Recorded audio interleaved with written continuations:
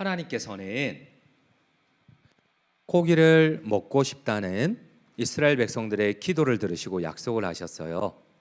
내가 너희에게 고기를 주어 먹게 하리라. 만나만 먹다 보니까 고기가 너무 먹고 싶은 거야. 그래서 이스라엘 백성들이 하나님께 기도했어요. 그래서 하나님이 약속하셨어요. 좋다, 내가 이제 너희에게 고기를 주어 먹게 하리라. 우리 함께 하나님의 약속을 읽겠습니다. 민수기 11장 18절입니다. 또 백성에게 이르기를 너희의 몸을 거룩히 하여 내일 고기 먹기를 기다리라. 너희가 울며 이르기를 누가 우리에게 고기를 주어 먹게 하랴. 애굽에 있을 때가 우리에게 좋았다 하는 말이 여호와께 들렸으므로 여호와께서 너희에게 고기를 주어 먹게 하실 것이라. 그런데 이 하나님의 약속에 대한 모세의 충격적인 반응입니다. 여러분, 하나님이 고기를 주겠다고 했는데 모세가 하나님의 이 약속을 불신하며 부정합니다. 하나님이 무슨 능력으로 우리한테 고기를 주실 건데요? 하나님의 약속에도 불구하고 하나님, 여기는 광야입니다. 어디에서 남자 장정만 60만 명, 남녀노소를 합하면 250만 명이 넘는데 솥대를 몰아온들, 바다에 있는 모든 고기를 잡아온들, 이들에게 어떻게 고기를 주실 겁니까?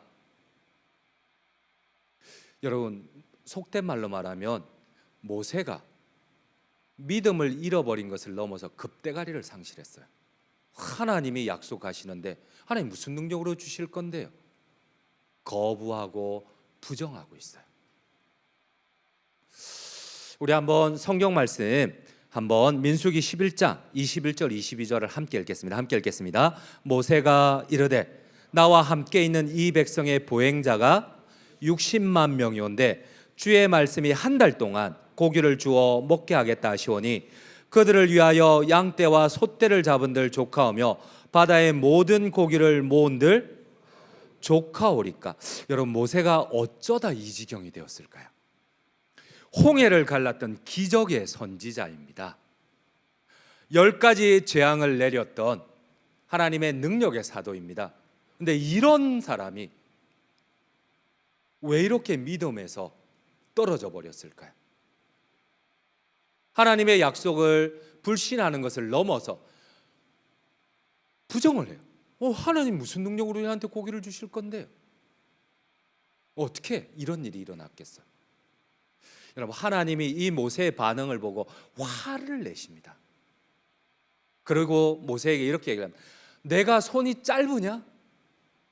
여러분, 이 손이 짧다는 것은 하나님이 사람을 빗대어 자신의 마음을 표현하는 거예요. 신학적으로 신인 돈형농적 표현이라고 하는데, 이 손이 짧다는 것은, 이 오른손은 능력을 상징합니다. 내가 능력이 없어?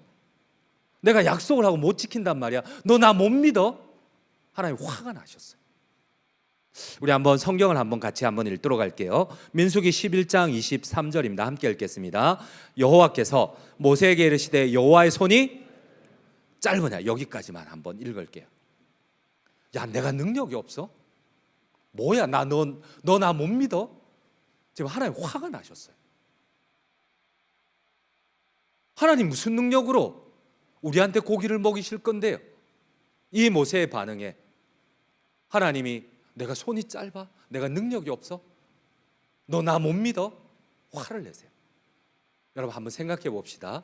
어쩌다 홍해를 갈랐던 기적의 선지자 모세가, 10가지 재앙을 애굽에 내렸던 기적의 선지자 모세가 이렇게 하나님을 불신하고 부정하게 되었을까요? 그 이유가 뭘까? 여러분, 어쩌면 우리가 어제 하나님의 능력을 체험하고 인격적으로 하나님을 만나고 하나님을 찬양하지만 오늘 우리가 하나님을 부인할 수 있어요. 하나님을 불신하는 것을 넘어서 하나님을 부정할 수 있어요. 왜? 무엇 때문에 이런 일이 일어나는 걸까요? 그렇습니다. 여러분, 모세는 지도자가 감당해야 할 책임감과 고통으로 인해 가지고 결국은 조금씩 시작된 불평과 원망에 스스로 사로잡혀 버렸어요. 여러분, 혹시 내가 하나님을 예배하고 하나님을 믿는다 하면서 내 입술에 믿음의 고백보다 계속 불평과 불만이 많으십니까? 여러분, 어쩌면 그 불평과 불만이 어제 내가 하나님을 만나고 하나님의 능력을 체험했지만 오늘 내가 하나님을 불신하고 부인할 수 있어요. 여러분, 오늘 모세가 우리에게 보여주는 중요한 특징 가운데 하나는 힘이 들어요. 여러분, 말도 안 듣는 이스라엘 백성들 250만 명을 하나님의 뜻대로 인도하려고 하니까 말도 많고 순종도 안 하고 괴롭고 고통스러워요. 근데 중요한 거는 이로 말미암아 우리가 불평과 원망에 사로잡혀서 마음을 잃어버렸어요. 그래서 오늘 히브리어 본문에 보면, 원문에 보면 가장 많이 모세가 사용하는 단어가 내가라는 단어입니다. 나. 여러분, 믿음을 잃어버렸을 때에 제일 먼저 나오는 반응은 나에게 집중이 되는 거예요. 하나님을 바라보기보다는 계속 나의 상황이나 나의 환경에 계속 집중을 하게 돼 있어요. 그래서 모세는 계속 하나님 앞에 내가 배웠나이까? 내가 왜 이 백성들을 이끌어야 되는데? 내가 나았나이까? 왜 내가 이 일을 해야 되는데? 왜 내가 계속 반복되는 단어가 아노킬 레바디라는 단어. 왜 내가 하나님이 이렇게 해놓고 왜 내가 책임져야 되는데? 왜 내가? 그렇습니다. 과도한 고통이 반복해서 찾아올 때에 불평과 원망으로 반응을 하다 보면 결국은 하나님에 대한 믿음만 잃을 뿐만 아니라 하나님을 부정하게 돼요. 그 위대한 기적의 선지자조차도 고통 가운데, 여러분, 고통이 중요한 게 아니에요. 그 고통을 받아들이는 여러분들의 마음 자세가 중요해요. 그 마음이 불평과 원망으로 가득 차게 되면요, 어쩌면 여기 있는 저도 또 예배하는 여러분들도 큰 차이가 없을 것 같아요. 하나님을 불신하고 더 나아가서 하나님을 부정할 수밖에 없어요. 사랑하는 성도님 여러분, 우리가 이해되지 않는 하나님의 인도하심 앞에, 또 고통스러운 상황과 또 이해되지 않는 하나님의 섭섭함 앞에 우리의 마음 자세가 어떠해야 할까요?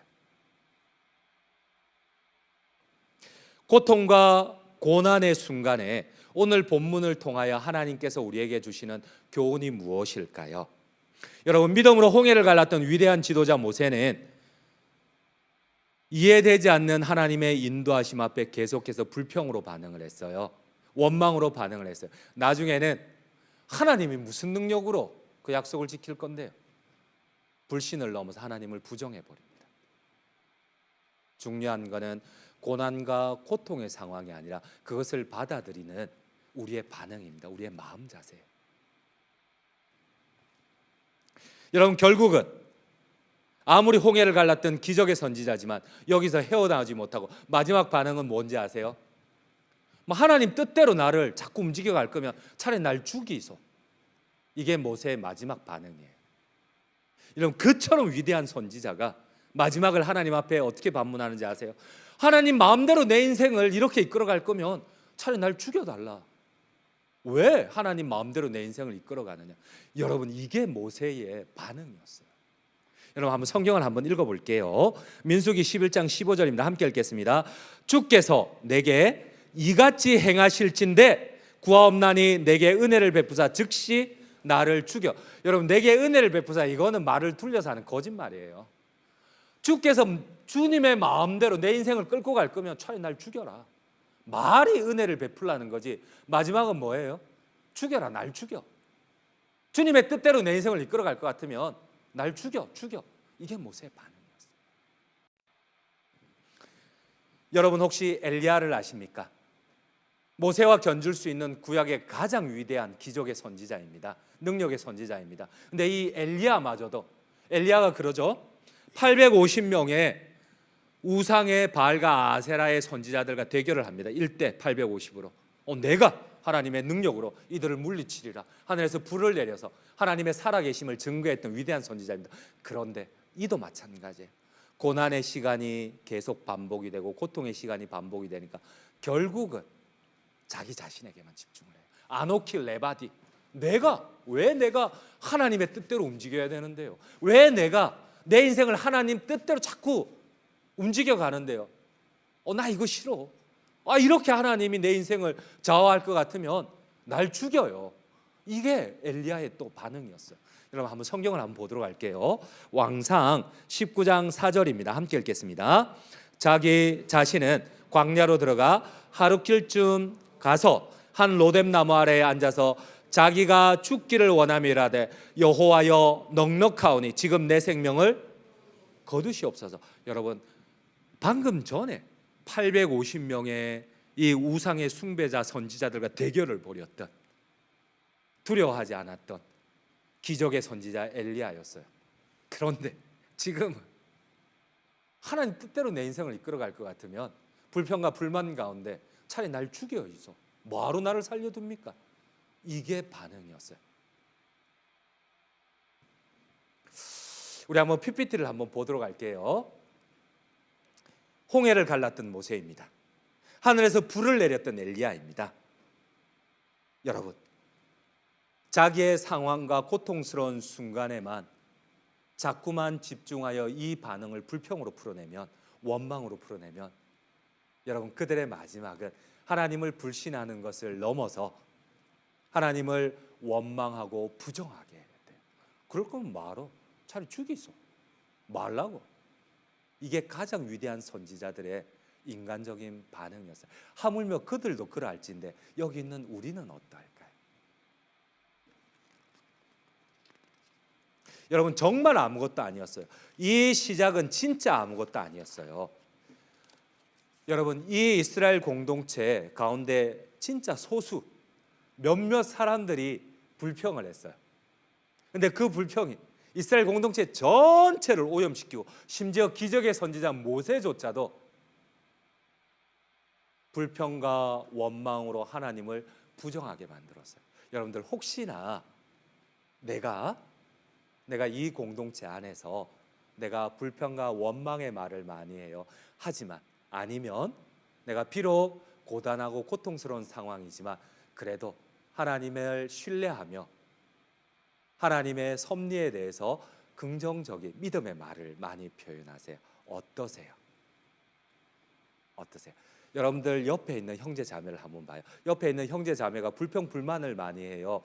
아니면은 긍정적이고 믿음의 말을 많이 해요?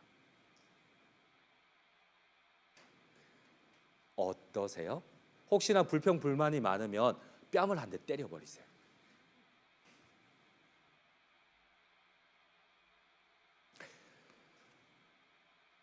정말 아무것도 아니에요. 우리 한번 민수기 11장 4절 5절 6절을 한번 같이 한번 읽도록 하겠습니다. 11장 4절입니다.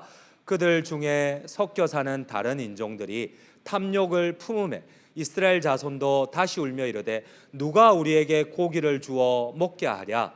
우리가 애굽에 있을 때에는 값없이 생선과 오이와 참외와 부추와 파와 마늘들을 먹은 것이 생각나거늘 이제는 우리의 기력이 다하여 이 만나 외에는 보이는 것이 아무것도 없도다 하니. 여러분 광야입니다. 하루 종일 걸어가도 풀 한 포기조차 찾을 수 없는 광야입니다. 이곳에서 하나님은 꿀송이와 같은 천상의 음식과 같은 만나를 매일마다 내려주셔서 이스라엘 백성들의 생명을 유지해줘요.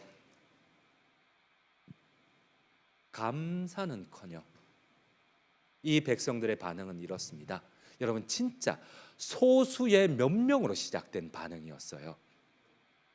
우리가 애굽의 종로로 탈 때는 매일마다 고기를 마음껏 먹고 오이와 부추와 채소를 몇 끼니마다 마음껏 먹었는데 우리가 이 광야에서 뭐 하는 짓이냐?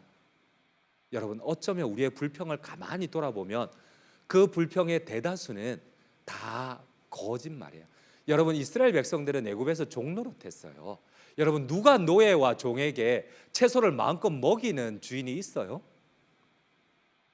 여러분 그 당시에는 오늘날처럼 뭐 풍부하지 않아요. 농수산물이 귀족들조차도 하루에 3끼 야채를 먹을 수 없는 시절에 무슨 노예들, 성경에 보면은 그들이 자기의 뜻대로 이스라엘 백성들이 생육이 증다하니까 이 애굽 왕 바로가 꾀를 낸 게 그들에게 강제 노동을 시키면서 하루에 한 끼를 주는 거예요. 한 끼조차도 제대로 주지 않는 거였어요. 근데 무슨 자기들이 뭐 애굽에서 종로로 탈 때에 고기를 마음껏 먹고 하루에 세 끼 채소를 마음껏 먹어요. 순 거짓말. 여러분, 어쩌면 우리의 불평과 원망의 대부분은 어쩌면 거짓말일 수 있어요.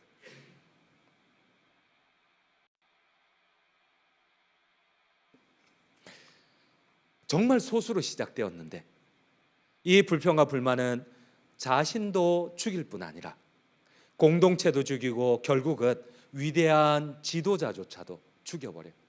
결국은 모세의 고백이 처음 시작된 이 소수의 원망과 불평 그대로 되풀이하고 있어요.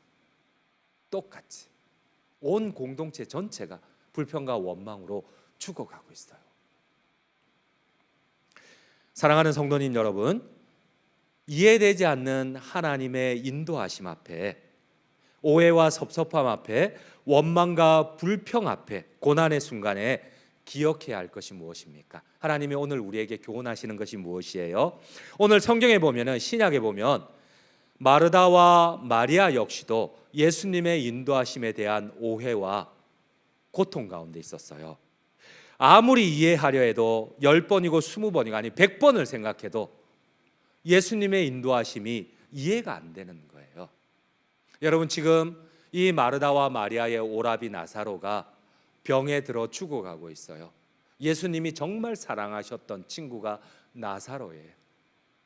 이 누이들이 부탁을 했어요. 사람을 보내서 예수님 제발 우리 오빠가 죽기 전에 빨리 오셔서 우리 오빠를 일으켜주세요. 고쳐주세요. 그런데 예수님이 일부러, 예수님이 일이 있어 안 간 거 아니에요. 예수님이 성경에 보면 일부러 안 갔다고 해요. 다른 일이 있어서 안 간 거 아니거든. 여러분, 예수님은 안면도 없는 많은 사람들, 죽어가는 사람들의 병을 고쳐주고 심지어 관계도 없는 사람들을 살려주셨어요. 근데 나사로는 정말 사랑했어요. 그런데 예수님이 일부러 안 가는 거야. 여러분, 10번을 생각하고 100번을 생각하고 아니 1000번을 생각한들 이게 이해가 돼요? 아무 하든 관계없는 사람도 예수님이 죽어가는데 살려주는데, 예수님이 그토록 사랑하는 나사로를, 우리 오빠를, 나에게 가장 소중한 사람을 좀 와서 고쳐달라는데 사람도 보내고 부탁도 하는데도 평소에 그렇게 돈독한 관계를 맺고 있는데 예수님이 안 오는 거야. 심지어 성경에 보면 일부러 안 갔을 뿐만 아니라 일부러 죽을 때까지 기다렸다는 거예요. 이게 이해가 돼요? 여러분, 예수님이 내 사랑하는 아내를 고쳐줄 수 있는데, 죽어가는 내 부모를 고쳐줄 수가 있는데 예수님이 일부러 안 오는 거야. 그리고 죽고 난 뒤에 찾아오는 거야. 일부러. 다른 일이 있는 것도 아닌데. 여러분, 받아들일 수 있겠어요? 이해할 수 있겠어요? 남의 일이라고 여러분들 무덤덤한데 아니야. 여러분, 내가 가장 사랑하는 사람을 예수님이 오시기만 하면 고칠 수 있는데 일부러 이틀 동안 안 오는 거야. 여러분, 그거를 여러분 받아들일 수 있겠어요? 왜? 우리 한번 요한복음 11장 3절을 함께 읽도록 하겠습니다. 11장 3절입니다. 이에 그 누이들이 예수께 사람을 보내 이르되 주여 보시옵소서, 사랑하시는 자가 병들었나이다. 근데 여기에 대한 예수님의 반응이에요. 요한복음 11장 6절입니다. 나사로가 병들었다 함을 들으시고 그 계시던 곳에 이틀을 더 유하시고, 14절입니다. 이에 예수께서 밝히 이르되 나사로가, 예수님은 죽을 때까지 일부러 안 간 거야. 성경에 보니까 사복음서 병행본문 어디를 봐도 예수님이 일이 있어 안 갔다는 얘기가 없어요. 예수님이 다른 긴박한 상황 때문에 외국에 나가셔서 어쩔 수 없이 뭐 비행기를 못 타서 이런 거 아니야. 할 일도 없는데, 이틀 동안 다른 일도 안 하셨는데 그냥 죽을 때까지 일부러 안 가는 거야. 여러분, 이런 하나님의 인도하심을 여러분 받아들일 수 있겠어요?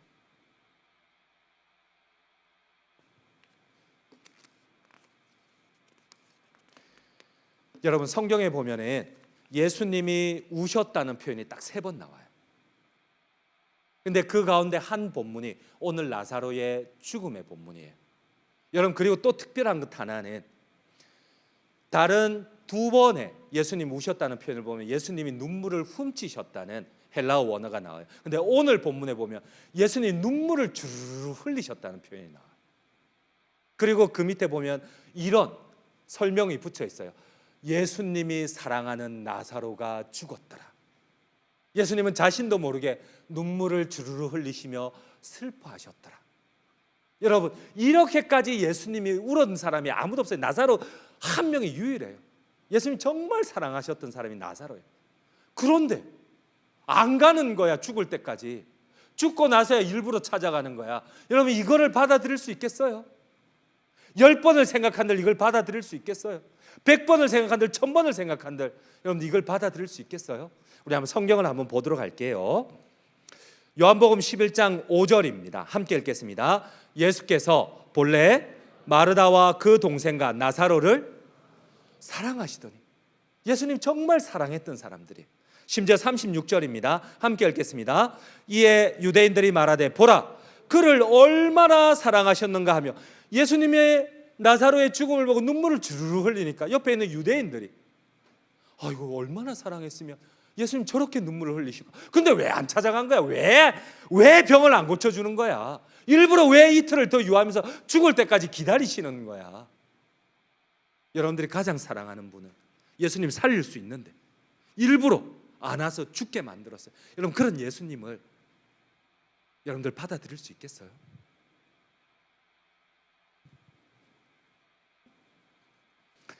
또한 여기서 우리가 기억해야 할 것은, 예수님은 다른 어떤 사람의 부탁은 안 들어줘도 되는데 여기 있는 마리아의 부탁은 꼭 들어줘야 돼요. 왜? 다른 사람은 함부로 해도 되는데 마리아는 함부로 하면 안 돼. 예수님은. 왜? 여러분, 마리아는 직업이 창기였어요. 평생을 갖은 모욕을 당하고 돈을 모은 게 이 300데나리온이었어요. 오늘날로 한 사람 한 5천만 원 정도. 평생을 수치스럽게 모은 돈이, 고통 가운데 모은 돈이. 근데 그 돈을 300데나리온이나 되는 그 향료옥합을 예수님을 위해서 단번에 깨뜨려 버리고 예수님께 부어드리고 헌신한 사람이 이 마리아야. 다른 모든 사람은 부탁해도 예수님이 안 들어줄 수 있어도 이 마리아만큼 예수님 꼭 들어줘야 되는데 마리아의 부탁을 예수님 거절하세요. 일부러 나사로가 죽을 때까지 기다렸다가 오세요. 여러분, 그래서인지 마리아가 마음이 너무 섭섭해가지고, 이전에 본문에 보면은 예수님이 가까이 오시면은 마리아가 버선발로 막 뛰어나가는데, 이 일을 겪고 난 뒤에 마르다 언니는 마음을 추스리고 예수님을 만나러 가는데 마리아는 예수님을 만나러 가지도 않아요. 당연한 것 아니야? 나의 전 재산을 헌신해서, 나의 전 인생을 헌신해서 예수님을 섬겼는데 예수님이 어떻게 나한테 이럴 수가 있어?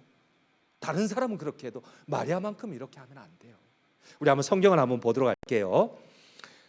요한복음 11장 2절입니다. 함께 읽겠습니다. 이 마리아는 향유를 주께 붓고 머리털로 주의 발을 닦던 자요, 병든 나사로는 그의 오라비네들. 이 향유옥합의 주인공, 모든 성경이 전파되는 전 세계에 오고 오는 모든 2000년 동안 모든 세대에 제일 먼저 전달되어야 될 게 이 마리아의 헌신이에요.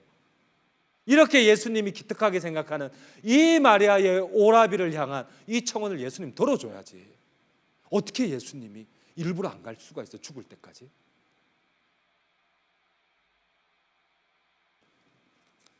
여러분, 그래서인지 이 마리아가 시험에 들었어.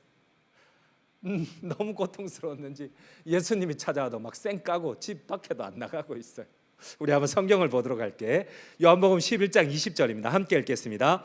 마르다는 예수께서 오신다는 말을 듣고 곧 나가 맞이하되 마리아는 집에 앉았더라. 단 한 번의 안면도 없는 사람도 예수님이 고쳐주세요.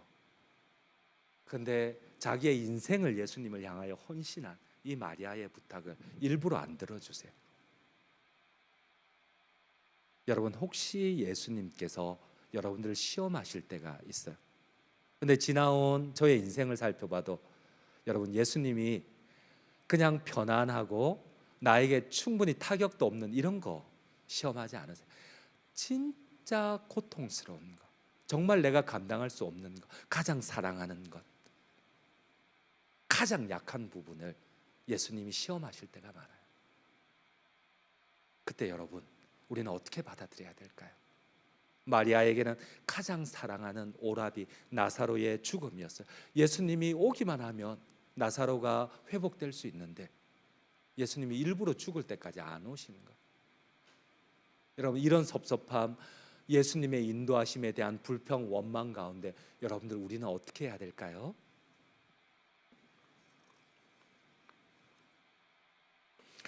마리아와 마르다는 빨리 오시지 않는 예수님께 섭섭함을 느꼈어요. 원망을 해요.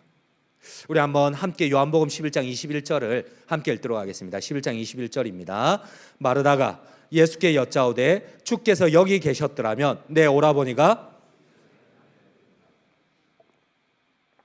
원망이 가득한 고백이에요. 예수님만 오셨으면 안 죽었을 건데 어떻게 이렇게 할 수 있느냐. 여러분, 우리가 기억해야 할 것이 있어요. 예수님의 기대와 우리의 기대는 완전히 다를 수 있어요. 우리에게 최고의 선물은, 병들은 이 오라버니의 회복일 수 있겠지만 예수님의 최고의 목적과 선물은 마르다와 마리아, 나사로와 그와 함께 있던 모든 사람들이 구원 얻는 거예요. 여러분들 아멘이세요? 여러분, 우리의 목적은 오라버니의 병고침이 전부일 수 있어요. 그러나 예수님의 목적은 그 오라버니가 천국 가는 거예요. 아직 마리아와 마르다, 나사로는 예수님을 큰 랍비 정도로 생각했지 죽음을 이기시고 부활하시는 전능하신 하나님으로 믿지는 않았어요. 그런데 오늘 이 사건을 통하여서, 예수님은 죽었던 나사로를 일으키는 사건을 통하여서 나사로에게 영원한 생명을 주시고 마리아와 마르다에게 영원한 생명을 주세요. 여러분들 아멘이세요? 우리의 소원과 예수님의 소원이 완전히 다를 수가 있어요. 우리는 우리의 소원이 예수님께 응답되지 않는다고 계속 예수님을 원망하고 고통스러워하며 불평하며 결국은 불신을 넘어서 하나님을 부정할 수 있어요. 그때 꼭 기억해야 할 것이, 우리의 기대와 하나님의 기대가 완전히 다를 수 있다는 거예요. 하나님의 기대는 나사로가 죽어야 돼요. 마리아의 기대는 나사로가 병고침에서 회복되어야 돼요. 그러나 주님의 기대는 죽어야지만 죽음 가운데 나사로를 일으키시고, 그것을 본 마리아와 마르다, 나사로, 그 주변의 모든 사람들이 구원을 얻을 수가 있어요. 여러분, 우리 한번 성경을 보도록 할게요. 요한복음 11장 42절입니다. 함께 읽겠습니다. 42절입니다. 항상 내 말을 들으시는 줄을 내가 알았나이다. 그러나 이 말씀 하옵는 것은 둘러선 무리를 위함이니 곧 아버지께서 나를 보내신 것을 그들로 믿게 하려 함이니이다. 그리고 난 다음에 예수님이 기도를 하고 나로 창조주임을, 메시아 구원자임을 이 나사로의 부활을 통하여서 하나님 믿게 하옵소서, 이렇게 기도하신 예수님께서 죽은 나사로를 일으키세요. 그리고 난 다음에 그 주변에 있던 마리아와 마르다와 모든 사람들이 예수님을 구원자로 믿기 시작을 해요. 우리 한번 성경을 읽도록 하겠습니다. 요한복음 11장 45절입니다. 함께 읽겠습니다. 마리아에게 와서 예수께서 하신 일을 본 많은 유대인들이 그를 믿었으나. 여러분, 그래요. 우리의 기대와 예수님의 기대가 완전히 다를 수 있어요. 예수님의 기대가 우리를 가장 큰 고통으로 몰아갈 수가 있어요. 여러분, 그때 기억해야 할 것이 무엇입니까? 여러분, 오늘 두 반응을 보여주고 있어요. 모세와 이스라엘 백성들은 하나님의 약속에도 불구하고 불평과 원망으로 하나님의 심판인 죽음에 이르렀어요. 그러나 마르다와 마리아는 이해가 되지 않아요. 예수님은 마리아한테 이렇게 하면 안 돼. 그럼에도 불구하고 이 불평과 원망에서 다시금 믿음을 회복하고 주님을 신뢰했을 때에 주님은 죽은 오라비의 부활로 영원한 천국 영생의 믿음으로 보상을 해주셨어요. 여러분들 아멘이세요? 결론을 맺도록 하겠습니다. 감당하기 힘든 시험이 여러분들에게 올 수 있어요. 여러분, 때로는 우리 주님의 시험이 진짜 나의 가장 약한 부분, 가장 내가 사랑하는 부분을 보통 만지세요. 그런데 어떤 사람들은 이 시험을 이겨서 하나님의 구원을 체험하는 사람들이 있는가 하면, 어떤 사람들은 이 시험 아래 불평하고 원망하여 오히려 하나님의 징계와 심판으로 끝나는 경우가 있어요. 그럼에도 불구하고 이해되지 않지만은 고통스럽지만 끝까지 믿음의 고백과 신뢰를 통하여 하나님의 부활의 영광을 체험하는 우리 모든 성도님들 되시기를 간절히 주님의 이름으로 축원드립니다.